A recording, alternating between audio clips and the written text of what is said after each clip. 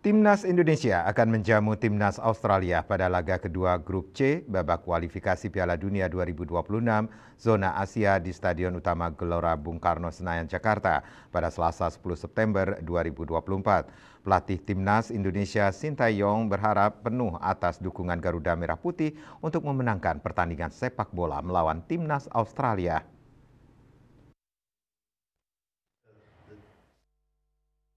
Dalam konferensi persnya di Jakarta, pelatih Timnas Indonesia Sintayong berharap penuh atas dukungan Garuda Merah Putih untuk memenangkan pertandingan sepak bola melawan Timnas Australia. Dikatakan bahwa Timnas Indonesia akan menjamu Timnas Australia pada laga kedua Grup C, babak kualifikasi Piala Dunia 2026 zona Asia di Stadion Utama Gelora Bung Karno, Jakarta pada Selasa 10 September 2024. Sintayong juga menyempatkan untuk memeriksa kondisi rumput di arena GBK Jakarta.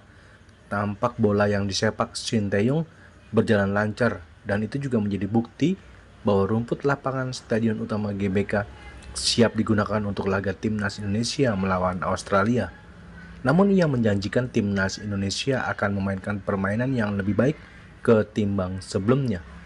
Sintayong pun menilai sang lawan memiliki kualitas pemain yang merata. Oleh sebab itu, ia menegaskan Indonesia memberikan perhatian khusus kepada personil Australia. Indonesia akan bermain kolektif dalam menyerang maupun bertahan. 네, 예전에는 피지컬 차이가 극명하게 차이가 나서 그런 현상이 많이 일어났다고 볼 수 있고 이제는 그런 일은 없을 거다. 그렇게 믿고 응원해 주시면 되겠습니다. Dulu memang ada perbedaan fisikal, jadi ya mungkin bisa terjadi hal-hal seperti itu. Tetapi untuk kedepannya tidak akan terjadi lagi. Jadi dengan percaya kami, mohon dukungan yang penuh kepada Timnas Indonesia.